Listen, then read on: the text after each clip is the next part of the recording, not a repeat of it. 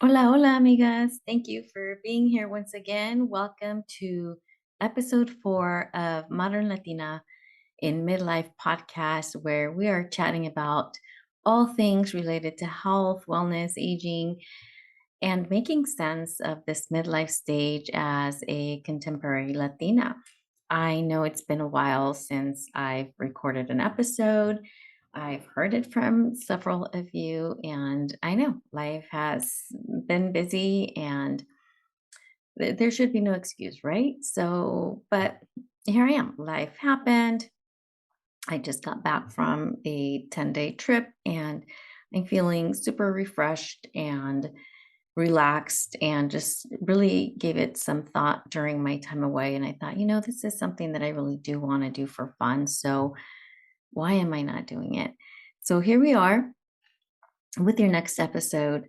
I'm Sonia Flores, once again, your host. And today we're diving into the world of perimenopause, specifically the top 10 symptoms that many Latina women experience during this phase of life.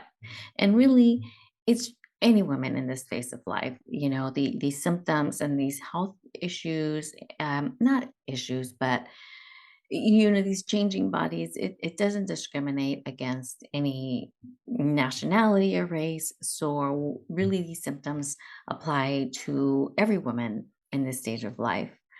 We'll also talk about some coping strategies and how to approach these symptoms with grace and resilience. So without further ado, let's get started. I guess it's important before we dive into the top 10 symptoms to quickly discuss what is perimenopause. Perimenopause is the transitional phase leading up to menopause, the end of a woman's menstrual cycle. This phase can last anywhere from a few months to several years, and it's during this time that women may start experiencing a range of symptoms as their hormones levels fluctuate.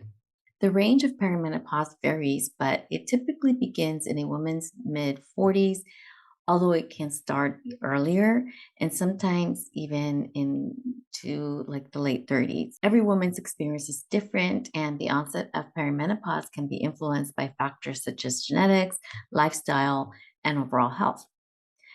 Perimenopause ends when a woman reaches menopause, which is marked by the absence of menstrual periods for 12 consecutive months. The average age for perimenopause is 51, but it can vary from woman to woman, typically occurring between the ages of 45 and 55. Once a woman has reached menopause, she's no longer in the perimenopausal phase, and her hormone levels generally become more stable. Although some symptoms may persist or new ones may emerge during postmenopause. Yay, us women, right? So now let's dive into the top 10 perimenopause symptoms that many women are experiencing. The one that is the most common is hot flashes. Hot flashes are sudden sensations of warmth or heat that spread throughout the body, lasting anywhere from a few seconds to several minutes. I think we've all experienced a friend or a tia that all of a sudden just can't stand like the heat and she's just going out of her mind and she's like sweating beads down her face and she's basically they say they feel it all over their bodies. They have to start taking layers off. And I say they because even though I am in perimenopause and I have been for several years, I luckily do not experience hot flashes. But what I do experience is symptom number 2, which is night sweats. Similar to hot flashes, night sweats cause sudden and intense feelings of warmth during sleep, often resulting in soaked bed sheets and disrupted sleep. I know, doesn't that just sound lovely? Yeah, I can imagine that this is what a hot flash might feel like during the day, but it wakes me out. It wakes me up out of my sleep. Just I just get this, like, I go to bed cold and I've got like the jammies and the blankets all over me. And then somewhere in the middle of the night, I will just start feeling very hot and sweaty. I have woken up from my sleep completely with my back and even my head completely just soaked in sweat. And I have to get up and change into something different and change even my um like my pillow cover because it's soaked in sweat. And I luckily for me, I guess, maybe or not, but I can just easily just roll over to the other side of the bed because there's nobody there. So it's an easy quick fix for me, but it definitely interrupts your sleep. And if it happens more than once a night, which it has happened to me before, it's definitely very uncomfortable and can sometimes make it difficult to go back to sleep. Um, okay, so fun. Symptom number three is irregular periods. As hormone levels fluctuate, menstrual cycles can become unpredictable, with periods becoming shorter or longer, or even skipping months altogether. This is definitely something that I have experienced. It is not fun. I think the first time um, I experienced this, I missed 2 or 3 months of periods, and I just was like, "Yay! Like this is over! Like this is happening!" I was super excited, and then I got a period, and then it became longer, and then they became heavier, and then I started getting 2 periods a month. I once had 3 periods in a month, so it makes it very difficult to plan for anything. And it's like I'm over it at this point. I'm really over it. But right now I'm like pretty damn regular again. So it's not until we skip a period for 12 full months that we are considered to be in menopause. So if we have a period for or if we miss a period for, like, say, 8, 9, 10 months and then get a period, we are still not menopausal. The count starts all over again. Okay, so symptom number four, mood swings. With hormonal changes can also come mood changes, leading to feelings of irritability, anxiety, and even depression. So if you are experiencing that you get angry more easily or more irritable, or your patience is running lower than usual, you're feeling anxiety or even depression, this can definitely be a sign of perimenopause. I know that I've experienced some anxiety where I've never had that before in my life.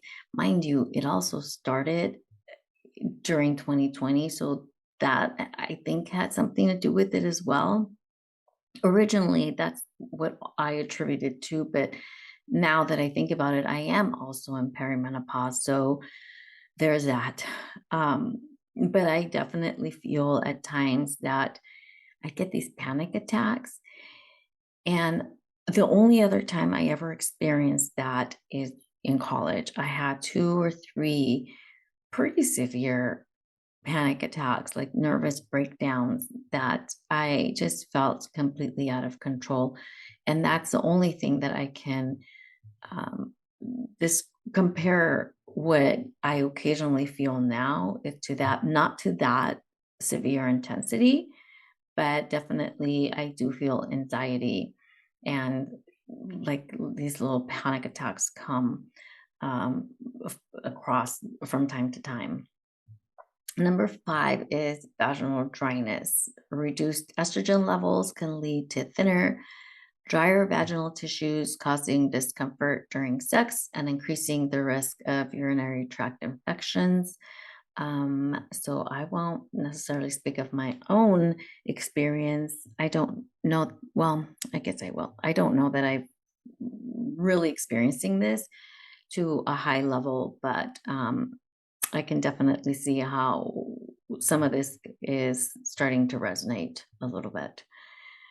Six, insomnia, difficulty falling asleep or staying asleep is a common issue during perimenopause, which can exacerbate other symptoms like mood swings and fatigue.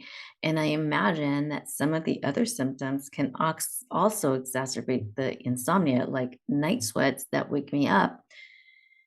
And then I have difficulty falling asleep. And it's what's weird is that sometimes I almost feel like anxiety trying to fall back asleep or anxiety falling asleep. So that's weird. That's something that just came to me as I was speaking this out loud.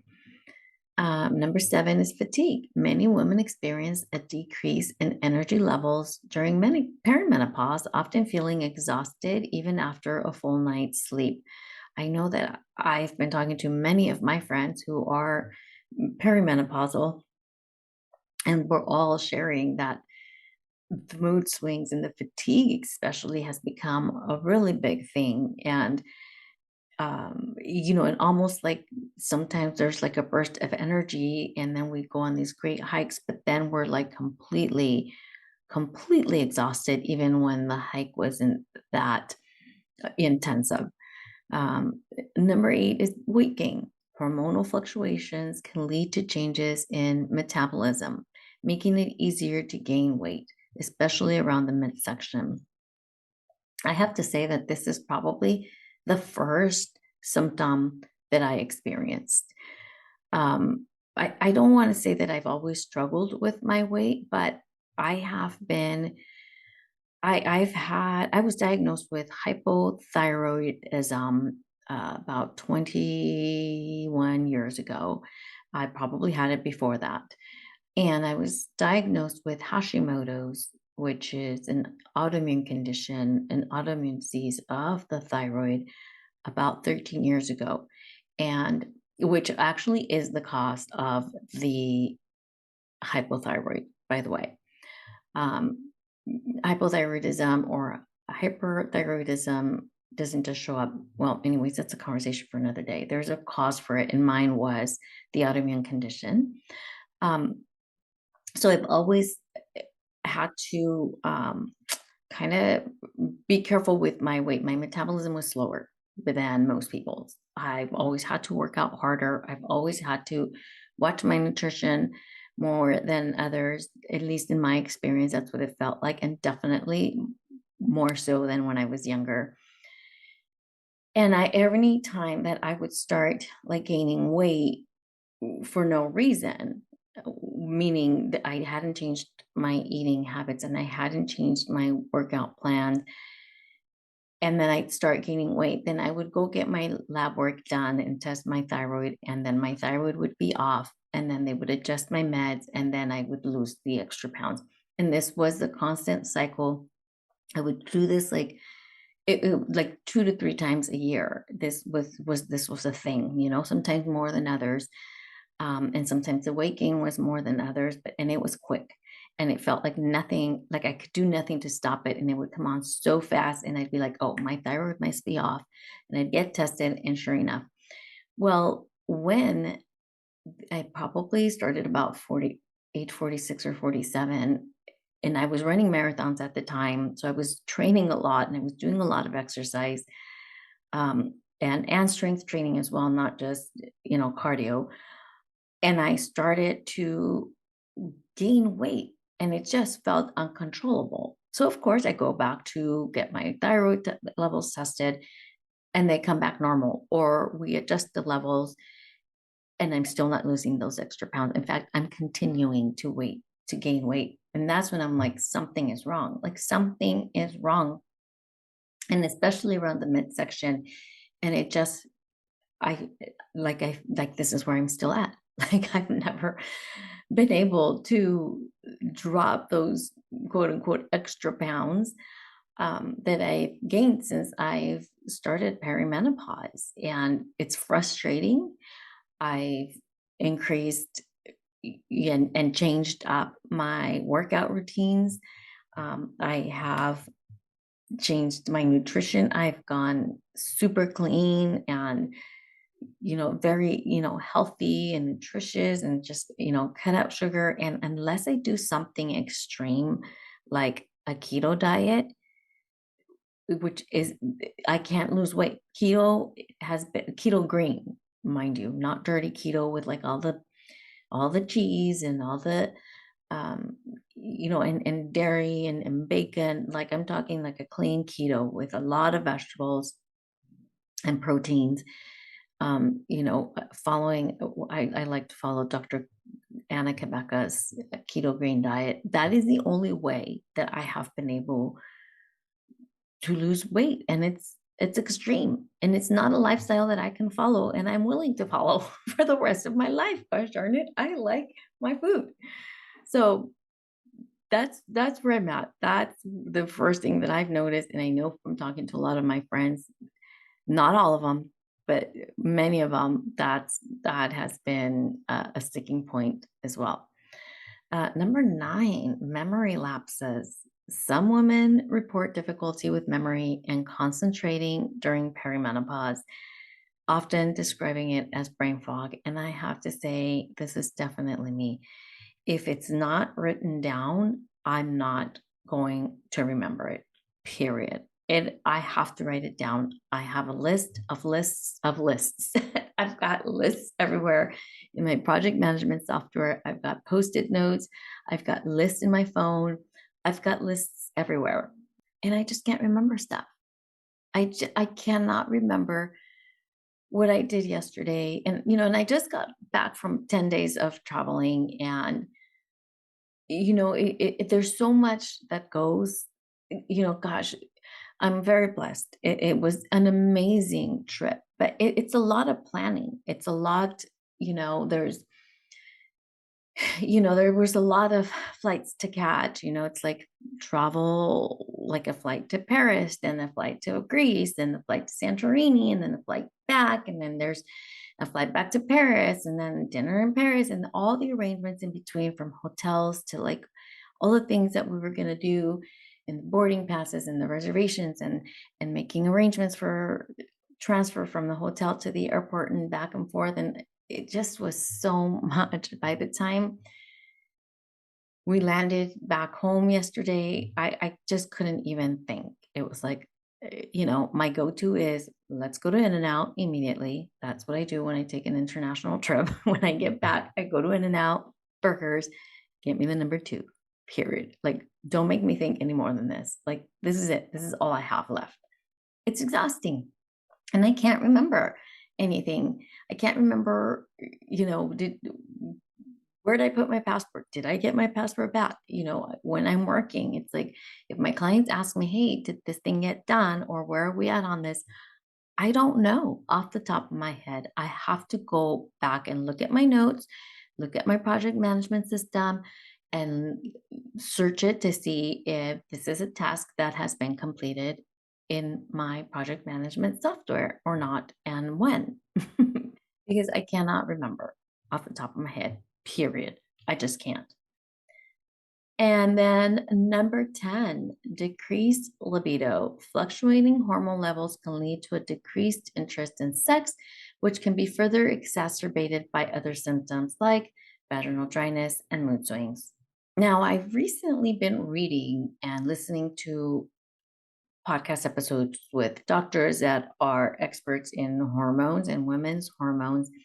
And this is not the case for all women. Now, for most women, yes, most women experience a decreased libido, but that is not the truth for all women. This doctor said that some women actually experienced an increased libido. And, and I know I have friends that have expressed that interest, that symptom, that the increased libido. And it's like, yay for you. There's like 2 friends that I have that are like, yeah, no, this whole decreased libido thing, that's not my thing. So that's not the case for everybody, although it seems to be that is the case for most, or maybe this is just an excuse they're using. I don't know.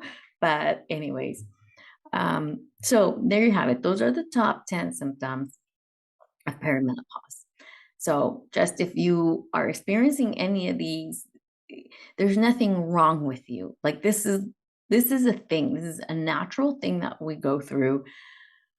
But I don't think that we just necessarily need to just sit back and just be like, okay, just this is what it is.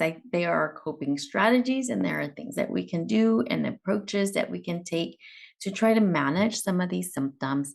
And so I'm going to go over those now.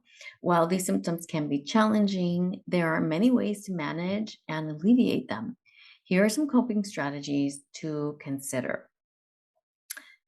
And some of these are that stuff that I looked up, and then I'll let you know what I've tried, if any of this. Okay, number one, healthy diet. After I ate my way through Greece. Focus on a balanced diet rich in fruits, vegetables, whole grains, lean proteins, and healthy fats to help manage symptoms and maintain overall health. Now, while I just ate my way through Greece, I have to say that their diet, like everything on the menu, was fairly healthy. It was when they brought the bread, which, mind you, were tiny baskets with tiny pieces of bread. And of course, we would ask for a second basket because, God forbid, we just eat a small portion of bread. That's where some of the extra eating came in, or some of the unnecessary eating came in. But I mean, you're only in Greece once, some of us only once in our lifetime. So, let's have at it, right? And then, of course, the dessert. And the desserts are very sweet in Greece. They have a lot of honey, and they were delicious. And there was not one meal, I don't think, that we didn't have dessert with. So, there's that. But the meals in general were pretty healthy. It's a lot of vegetables, a lot of fruits, fish. Oh my gosh, so much fish. And yeah, so healthy diet, I can imagine, if I were to give that a try at home, that might help with a lot of the symptoms. And I am going to give it a go. I just really owe it to myself to feel better. But it's just not sustainable for me to hold like a keto diet. Like, I just can't. It's not my thing. Not going to do it for long periods of time, period. Number two, regular exercise. Incorporate physical activity, including cardiovascular exercise, strength training, and flexibility exercises to help manage weight, improve mood, and maintain bone health. And this I can definitely attest to. I cannot sometimes I have so much work and I'm sitting at my desk and I have deadlines and I have a lot of work. For example, like when I was getting ready to leave to Greece, I basically told my clients, I'm gone for 2 weeks, period. 2 weeks out of a month, that's kind of a lot when you're talking about the work that I do for my clients.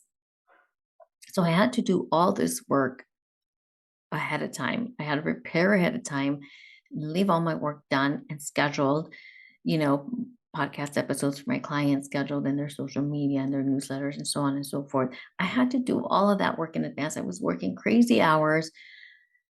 But the one thing I couldn't do is my body would just be like, Sonia, get up off this chair already and go outside. Like, I had to go out and do my hikes. I didn't do as much as I usually do, but definitely I had to go out in nature, out to walk. And also, it's a time of socializing with me because I do this with my friends and it is so therapeutic for me.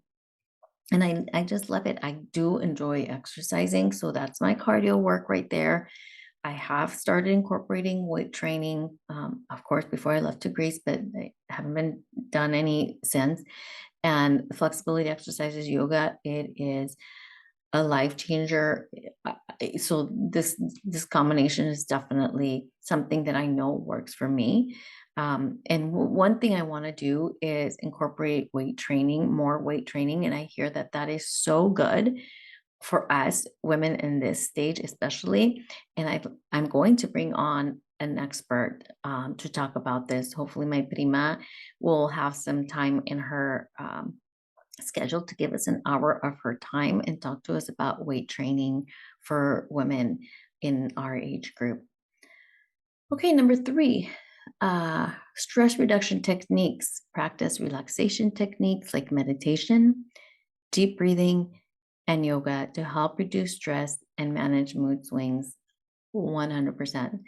This has been meditation and deep breathing have been a life changer for me. When I start to get those little panic attacks or that little bit of anxiety that's creeping in, meditation is what helps me through it.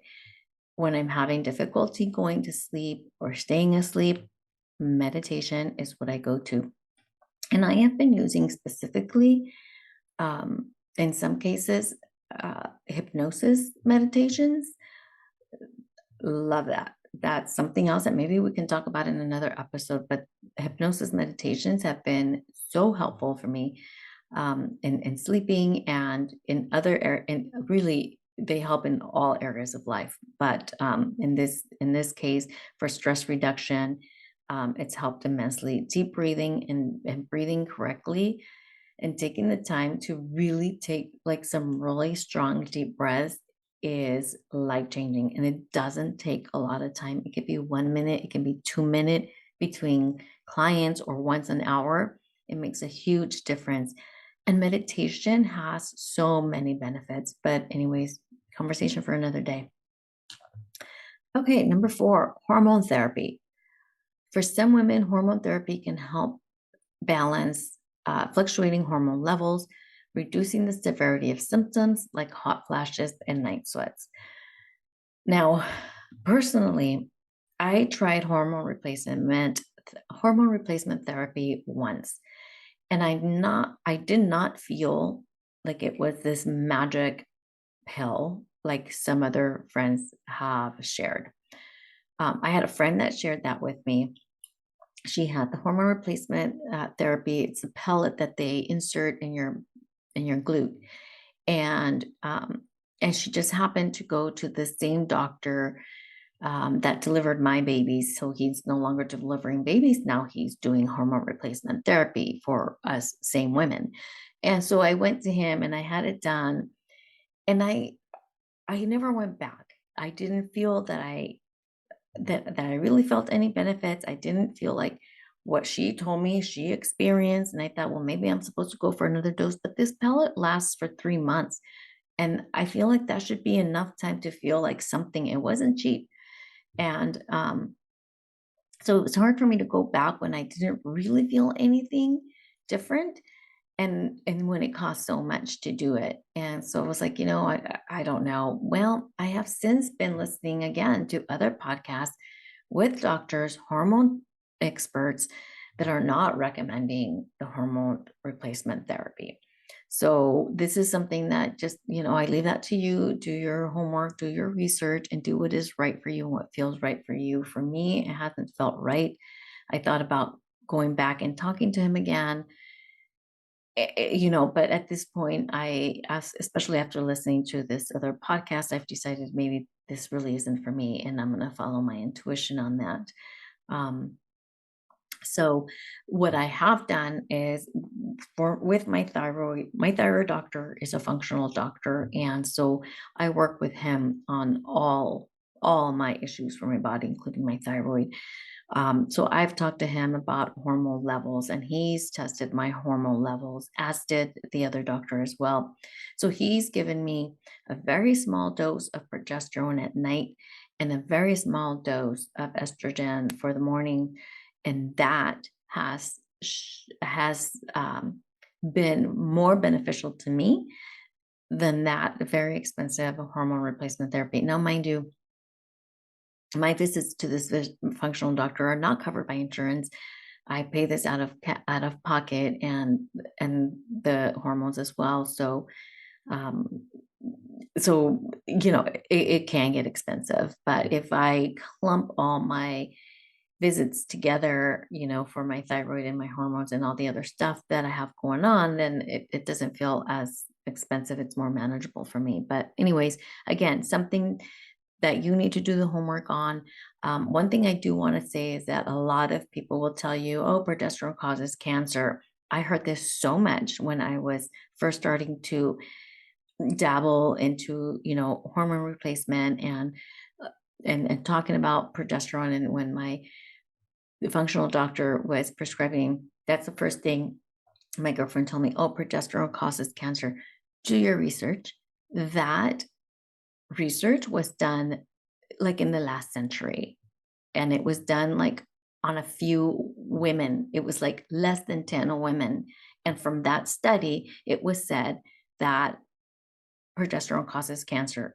I mean, who does a study with less than 10 women and then calls it like science? I mean, it's progressed so much. And 20 years ago, there was another study that was done much more extensive than that debunked that statistic of and that knowledge that progesterone causes cancer. That is not the truth. Please do your own research, do your own reading. I'm just delivering what the research that I'm learning here, and I'm learning along the way. And I do hope to bring a hormone expert to talk about these things. So if you know a Latina that is specializes in women's hormones in this stage of life, please let me know. I would love to invite them on the podcast to talk to us more about this, so that we can be better informed and make decisions that are right for us, for each one of us. You do your own research and you make the decision that is right for you. Number five, vaginal moisturizers and lubricants. Use over-the-counter moisturizers and lubricants to combat the vaginal dryness and reduce discomfort during sex. As I mentioned, I haven't really dabbled in this. So if this is an area, if this is something that you haven't experienced with or something that you've tried, I'd love to hear what your experience has been. And again, maybe bringing on a hormone specialist can talk to us a little bit more about this. Strategy number 6, sleep hygiene. Establish a regular sleep schedule, create a comfortable sleep environment, and practice relaxation techniques to help improve sleep quality. I have to say that I 100% agree with this. I think that the success of how we feel during the day starts the night before. Getting to bed at a good time for our bodies.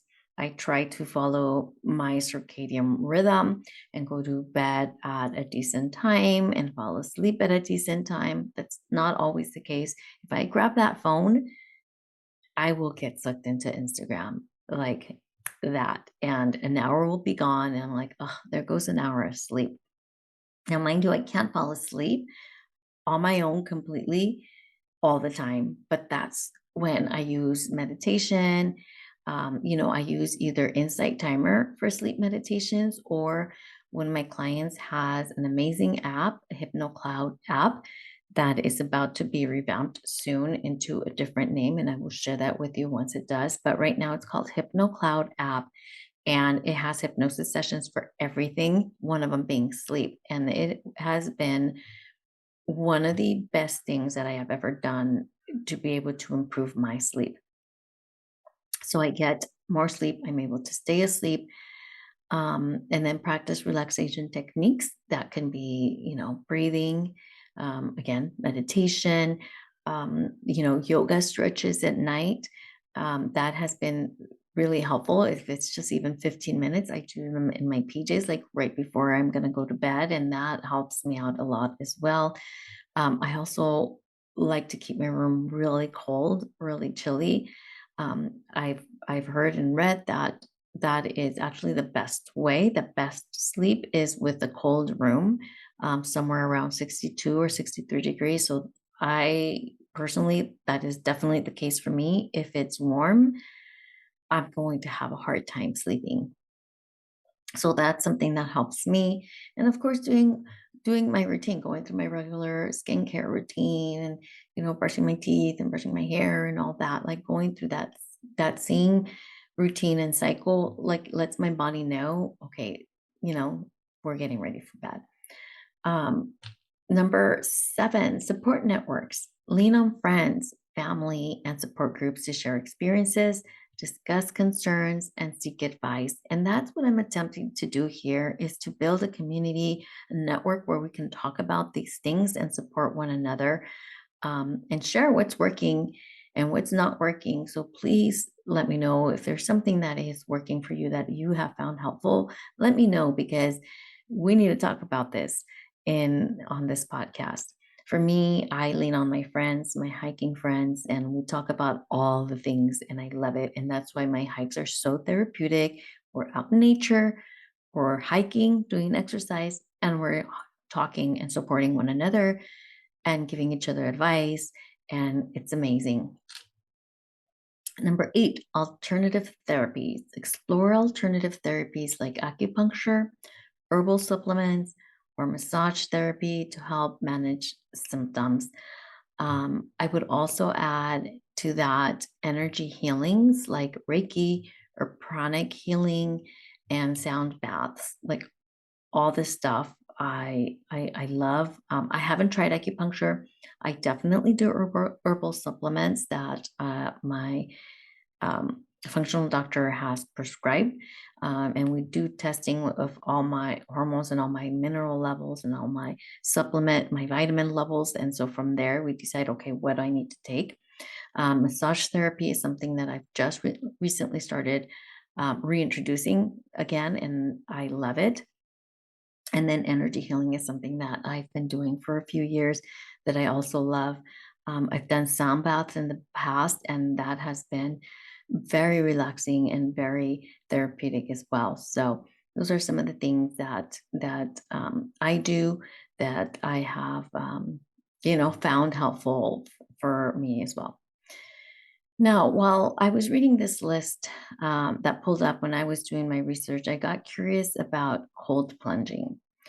I've heard podcasts talk about the benefits of cold plunging for improved sleep, mood reducing depression and anxiety, improving mental focus, and reducing brain fog. So I did a quick Google search and found that it can help to alleviate perimenopause symptoms as well, because so much of what cold plunging helps with is a symptom of perimenopause, like the brain fog and the mental focus, the depression, anxiety, mood swings. So I figured, why wouldn't it help with perimenopausal symptoms? And cold plunging also helps increase your metabolism, and it helps burn fat. And you don't even need to do it for that long. All you need is about, I think it was like 2 minutes max of like 45-degree water, and the benefits are amazing. I also want to like start doing it on my face, like cold plunging my face as well, because that has a lot of benefits as well. So I've only done a true cold plunge once, but I think that this is something that I want to start introducing more. So I may do a cold plunge today to maybe help with some of the jet lag and my body aches and my back ache from the long flight. So I'll probably do that today, and hopefully tomorrow I'll do a long hike and do another cold plunge after my long hike. But I'd love to hear what your experience has been, if you've tried any of these strategies, cold plunging in particular, alternative therapies, or if you have any or know anybody that could come on the podcast and talk to us about any of these strategies or other things that you have found helpful. Again, please reach out to me, um, so that we can have some more people on here talking about these things from an expert level. Oh, I have a couple more strategies. I thought I was done. Okay, that's perimenopausal brain right there, right? Strategy number 9, cognitive behavioral therapy. Work with a mental health professional to address mood swings, anxiety, or depression through cognitive behavioral therapy, CBT. I haven't done this. I do work with a therapist, or I've had a therapist, but I recently got rid of her because I wasn't happy with how things were going. So I'm going to search for a new therapist, and hopefully CBT is a part of their specialty, so that we can kind of explore that as well. And number 10, regular medical checkups. Stay in close communication with your health care provider to monitor and address symptoms and discuss any necessary treatments or adjustments. I mean, 1000% agree. I would say get all the tests done. I like to see on paper my actual levels of everything, all my vitamin levels, my mineral levels, my thyroid levels is especially important to me. all my hormone levels. I like to see it on paper and see, okay, what really did work? Like, not just why do I feel, yes, I feel better. And of course, intuitively, I'm going to listen to my body, which is why I never went back for that for that hormone replacement therapy pellet. But uh, I think it's super important that we intuitively follow what we think is right and not just listen and follow like a herd what everybody else is saying. Like, do our own research and what's going to work for us specifically. So, there you have it. So I'm curious, were you familiar with any of these symptoms, or were you like most of my friends and I, where we just kind of got slapped across the face with these symptoms and then went down a rabbit hole of trying to figure out what the heck is happening to us, thinking I'm alone in this, like this is crazy. I feel like I'm going crazy. It was amazing once I started to open up to my friends and talk about these things that so many of us were experiencing the same thing. And it's truly been a blessing to be able to talk about these things and know that we're not alone. And like I said, and I say in my intro, my mother never talked to me about any of these symptoms. I didn't know anything other than your period is going to stop at some point. I didn't know any of this other stuff came along with it. It's not something that is highly talked about, and we need to start opening that dialogue and not make it seem like, we're crazy women in this stage of life, because that's what people like to call us, right? Está loca, está volviendo loca, like whatever. Like, no, like these are things that we're really going through. Like, let's talk about it and have honest conversations and share what's working. And you know what? What's working for you might not work for me, but it might work for somebody else. So let's share those things and try those, and come back and report like, hey, this worked for me or this didn't, and just like give each other, open up all those options for each other so we can make better decisions for ourselves. And if you experience any other symptoms, let me know, what else are you dealing with and the coping strategies that you're using. So you can reach me on Instagram at Modern Latina in Midlife, or by sending me an email at modernlatinainmidlife@gmail.com. I look forward to hearing from you to learn more. And if you'd like to join me to chat about any midlife related topics, please get in touch with me. We can just chat and have fun and have a glass of champagne. I call it my champagne charlas. And we can just talk about the things, what's worked and what hasn't worked, and what are we going through. Like, we don't need to be experts in this to be able to share the things that we're experiencing and what's working for us. So there you have it. Thank you so much for being here. Hasta la próxima, amigas.